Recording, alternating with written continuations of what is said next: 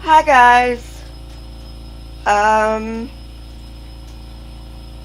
Trying to get more people here, so that's why I'm streaming at different times of the day and night. It's actually 2:20 a.m. here. I'm in Oregon, USA, Pacific Standard. Yeah, Pacific Standard Time. We're actually not gonna do the daylight savings anymore. Yay! Oh, it was a stupid thing. Okay. So, first of all, I think I have my super chat set up. If I do, there will be a dollar icon under the emojis, and if you want to super chat, you can, and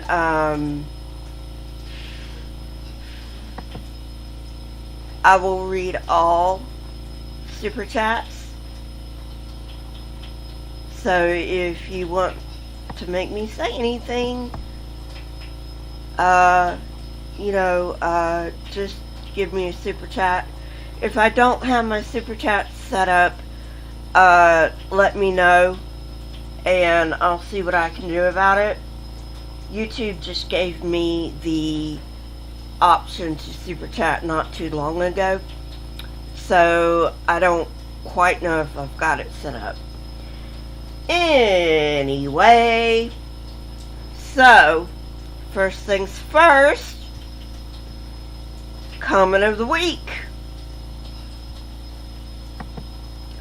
And this week's comment of the week, drum roll please, goes to Robert X. Congratulations, Robert X. When I was young, we had our Heiligen. Did I say that right? I hope I said that right. I hope I didn't just butcher that. Which means, more or less, All Saints Day. I think Halloween only became popular because of the US. One of the nice things you gave us. It is not something we did, as far as we know, for example, 20 years ago. By the way, talking about the Netherlands now, love your vid. Are you getting tired of me saying that? Actually, no, Robert X. I am not getting tired of you saying that. I love you guys saying that. And I will pin your comment right now, because that's what comment of the weeks get. They get pinned. And just so you know, for comment of the week, you don't need to agree with me. I don't need to be in an echo chamber, unlike some Christians do. Also, I just choose interesting comments. I also choose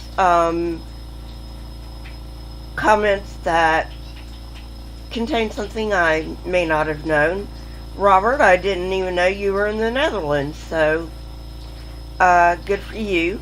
And I mean that. We are in a mess right now here in America. Hopefully, we won't be in a few days. So, anyway, right now, the only thing I can do is pin your comment. Hopefully soon I will be able to do something else, like send you out a coffee mug or something like that. But for right now, all I can do is, pin your comment. Now,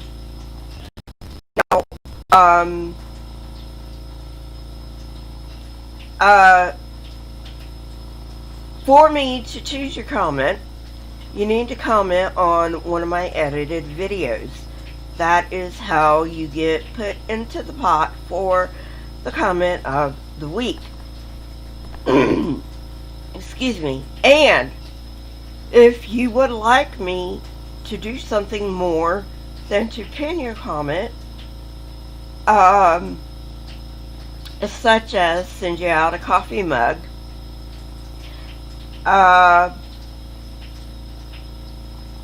then please get me some more subscribers, because that's the only way I'll be able to do that for you. I don't mind doing that. Don't mind buying a coffee mug for you, but if you want me to send you out a coffee mug, I need more subscribers. So yeah. Also, today in history, and today is October 31st.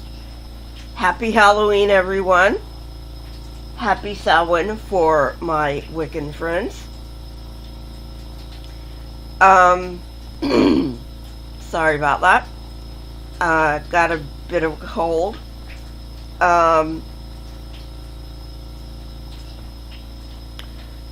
Today in history, Martin Luther posts his 95 Theses. That's theses, the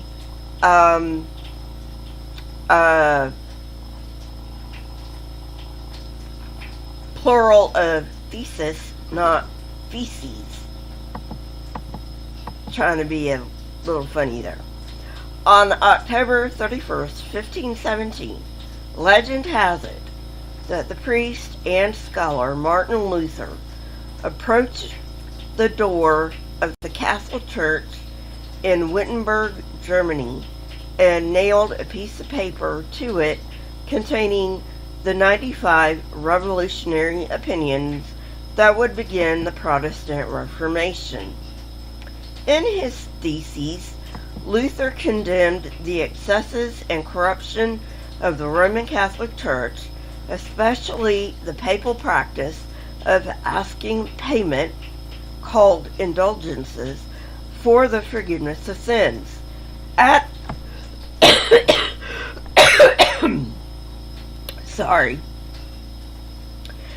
the time, a Dominican priest named Johann Tetzel, commissioned by the Archbishop of Mainz and Pope Leo X, was in the midst of a major fundraising campaign in Germany to finance the renovation of St. Peter's Basilica in Rome. Though Prince Frederick III the Wise had banned the sale of indulgences in Wittenberg, many church members traveled to purchase them. When they returned, they showed the pardons they had bought to Luther, claiming they no longer had to repent for their sins.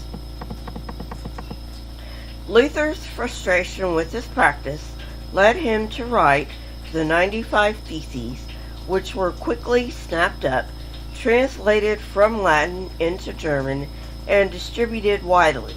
A copy made its way to Rome, and efforts began to convince Luther to change his tune.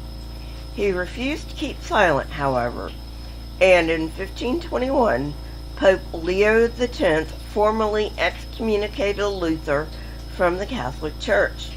That same year, Luther again refused to recant his writings before the Holy Roman Emperor Charles V of Germany, who issued the famous Edict of Worms, declaring Luther an outlaw and a heretic and giving permission for anyone to kill him without consequence. Protected by Prince Frederick, Luther began working on a German translation of the Bible, a task that took 10 years to complete. The term Protestant first appeared in 1529 when Charles V revoked a provision that allowed the ruler of each German state to choose whether they would enforce the Edict of Worms. A number of princes and other supporters of Luther issued a protest declaring that their allegiance to God trumped their allegiance to the emperor. They became known to their opponents as Protestants. Gradually, this name began to apply to all who believed the church should be reformed, even those outside Germany. By the time Luther died of natural causes in 1546, his revolutionary beliefs had formed the basis for the Protestant Reformation, which would, over the next 3 centuries, revolutionize Western civilization.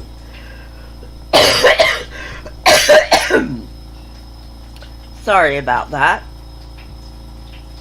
Like I said, I'm getting over a cold. No, it's not COVID. It's just a cold. And my cough is an asthma cough. So, anyway, there's Today in History.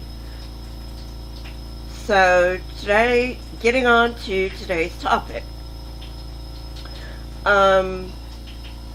Genesis chapter 10 is,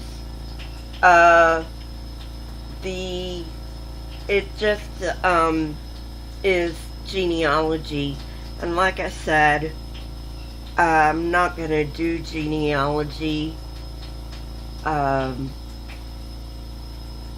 It's boring, and I don't want to try to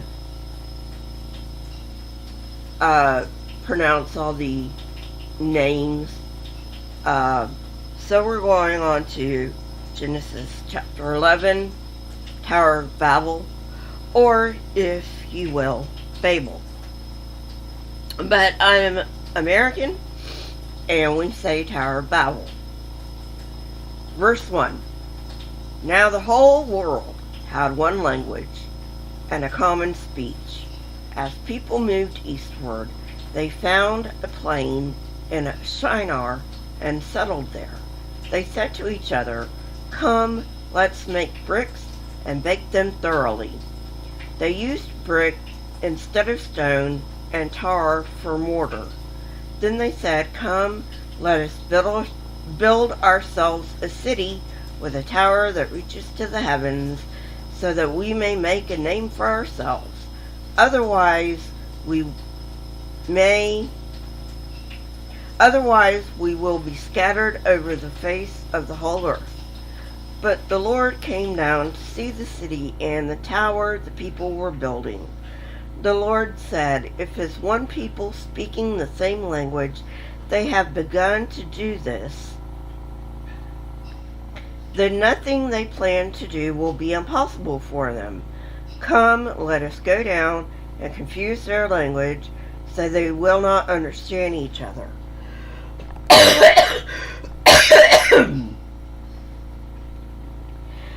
So the Lord scattered them from there over all the earth, and they stopped building the city. That is why it was called Babel, or Babel, because there the Lord confused the language of the whole world. From there the Lord scattered them over the face of the whole earth. This is the account of Shem's family line. 2 years after the flood, when Shem was 100 years old, he became the father of Arphaxad.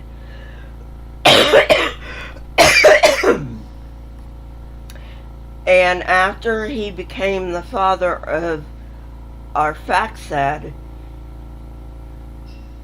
Shem lived 500 years and had other sons and daughters. When Arphaxad had lived 35 years, he became the son of Shelah, blah, blah, blah.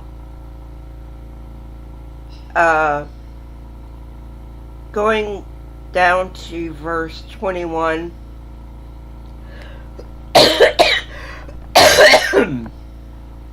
Sorry, guys. And after he became the father of Serug, Ru lived 207 years and had other sons and daughters. When Serug had lived 30 years, he became the father of Nahor, and after he became the father of Nahor, Serug lived 200 years and had other sons and daughters. When Nahor had lived 29 years, he became the father of Terah, and after he became the father of Terah, Nahor lived 119 years and had other sons and daughters. After Terah had lived 70 years, he became the father of Abram, Nahor, and Haran.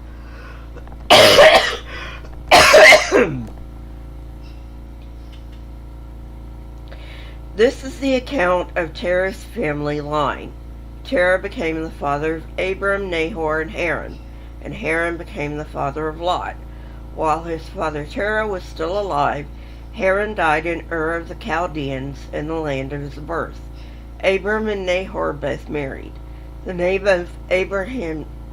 of Abram's wife was Sarai.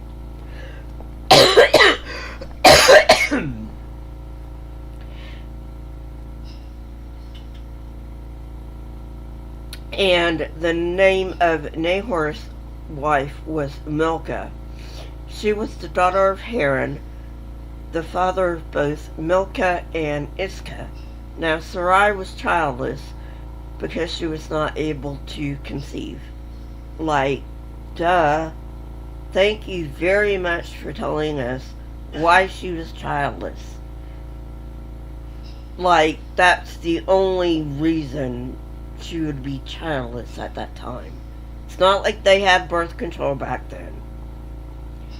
Terah took his son Abram, his grandson Lot, son of Haran, and his daughter-in-law Sarai, the wife of his son Abram, and together they set out from Ur of the Chaldeans to go to Canaan.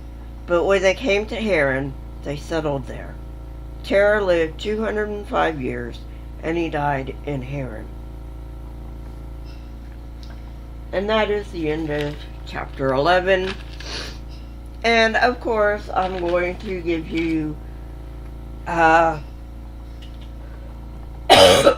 more commentary on this chapter. Now, I have deliberately chosen for the thumbnail of this live stream to be a picture of the Empire State Building and a picture of the Eiffel Tower, because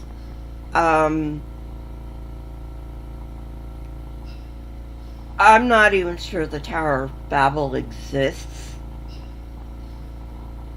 It may have. It may still exist. Who knows? But if it ever did, it could have been no higher than the pyramids in Egypt. And the Eiffel Tower and the Empire State Building are both way taller than the pyramids of Egypt. Not to say that the pyramids of Egypt aren't awe-inspiring. They were awesome in their day, and they still are awesome. I wish I could go to Egypt and see them, but unfortunately I can't. But I have seen pictures of them. I've seen them on television, and they are awesome. The Egyptians did a great job. You know, more power to the Egyptians. Especially since they had no earth moving equipment at that time. No idea how they built the pyramids, but they did. And so, yeah. So if God had a problem with these people building the Tower of Babel, which may or may not exist,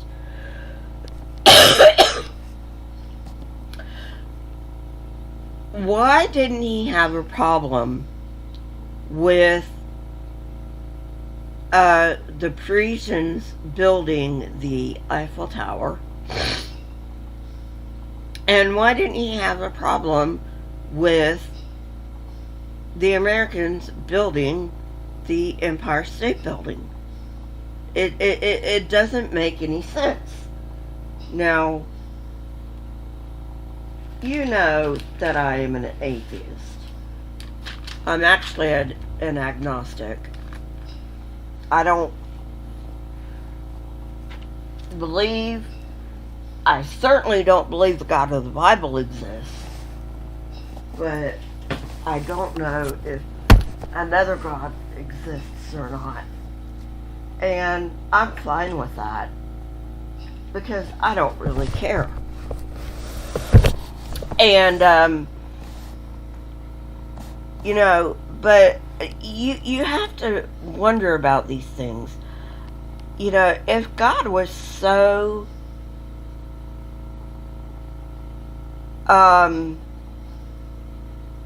if he was so offended at these people building something that couldn't be any higher than the pyramids of Egypt, why didn't he, you know, smite the builders of the Eiffel Tower and the builders of the Empire State Building? Could it be, I'm just throwing this out there, could it be that he ain't all that powerful? And like I said, I don't even believe that the God of the Bible exists. But could it be that he isn't all that powerful, even if he does exist? And even if he does exist, I wouldn't worship him anyway, because he's an awful, awful, awful God. And, you know, I don't want to worship him. He doesn't deserve worship. If he does exist, which, as I've said, I don't think he does. And I refuse to worship an asshole like the God of the Bible. So just throwing that out there.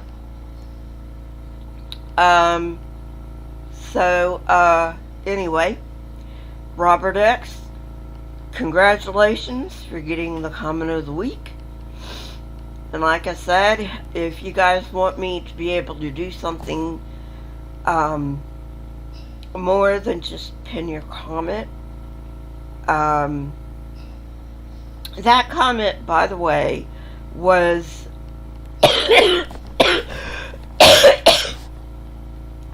that comment was made on What is Halloween, which I just posted not too long ago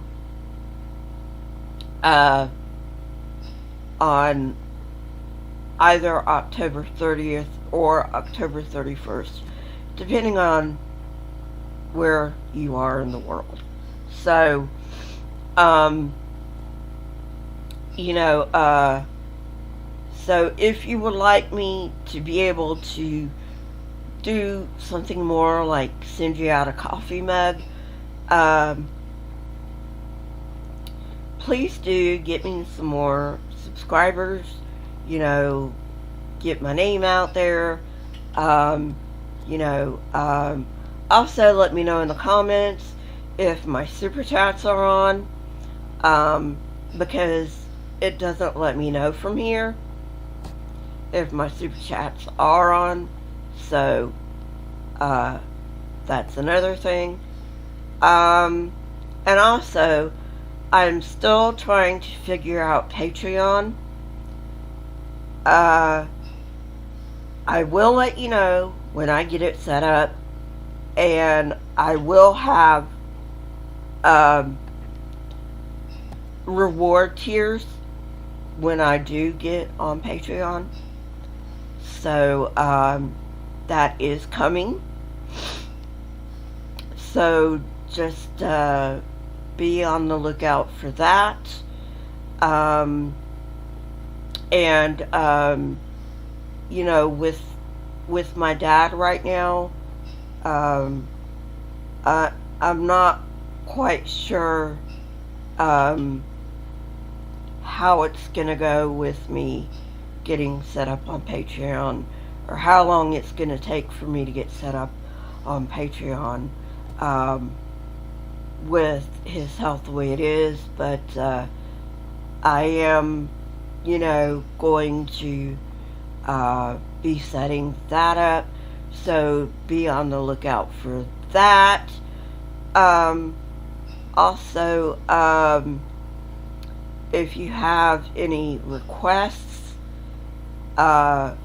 leave those down in the comments, or you can catch me on Twitter, or alternatively, you can catch me at my email address.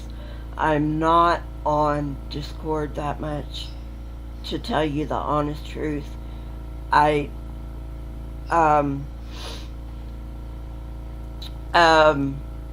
So anyway, have yourselves a very, very nice Halloween. And again, for my Wiccan friends, happy Samhain. We atheists and polytheists, we gotta stick together. So anyway, so I will let you go now, and you people have a lovely day or night, whatever you're viewing this as, and I will talk to you guys later. Bye.